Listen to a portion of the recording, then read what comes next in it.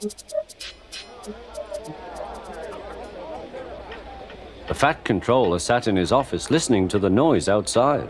The passengers were angry. The station master came in. "There's trouble in the shed, sir. Henry is sulking, there's no train, and the passengers are saying this is a bad railway." "Indeed," said the Fat Controller, "we cannot allow that." He found Gordon, James, and Henry looking very cross. "Come along, Henry, it's time your train was ready." "Henry's not going," said Gordon. "We won't shunt like common tank engines. That was Thomas's job. We are important tender engines. You fetch our coaches and we will pull them. Tender engines don't shunt." "Oh, indeed," said the Fat Controller. "We'll see about that. Engines on my railway do as they are told." And he hurried away to find Edward. The yard has never been the same since Thomas left to run his branch line, he thought sadly. Edward was shunting. "Leave those trucks, please, Edward," said the Fat Controller. "I want you to push coaches for me in the yard." "Thank you, sir, that will be a nice change." "That's a good engine, off you go then."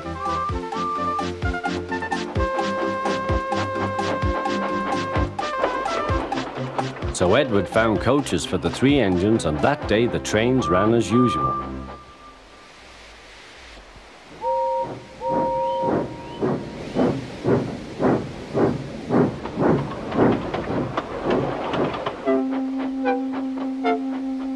But next morning, Edward looked unhappy. Gordon came clanking past, hissing rudely.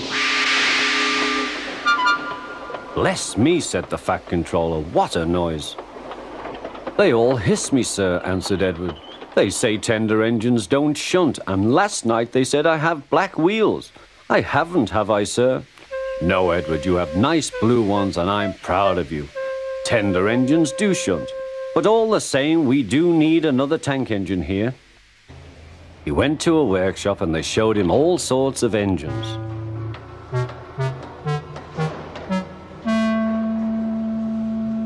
At last he saw a smart little green engine with 4 wheels.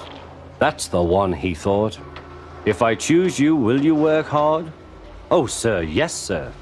"That's a good engine. I'll call you Percy." "Yes, sir, thank you, sir," said Percy, and the Fat Controller brought him back to the yard.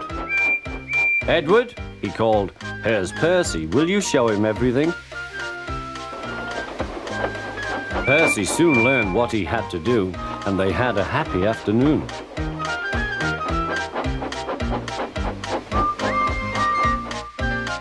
Then Henry came by, hissing as usual. "Shee!" went Percy. Henry jumped and ran back to the shed. "How beautifully you wheeshed him," laughed Edward. "I can't wheesh like that." "Oh," said Percy, "that's nothing. You should hear them in the workshop. You have to wheesh loudly to make yourself heard." Next morning, Thomas arrived. "The Fat Controller sent for me. I expect he wants help," he said to Edward. "Shh, here he comes," replied Edward.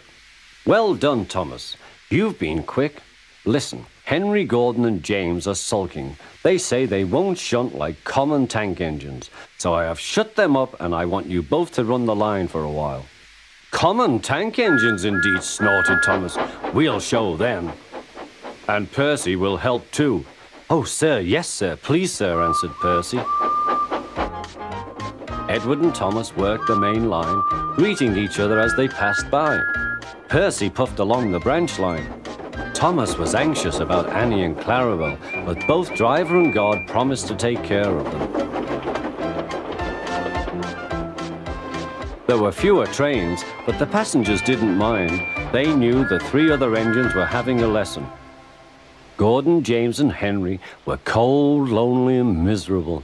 They wished now they hadn't been so silly.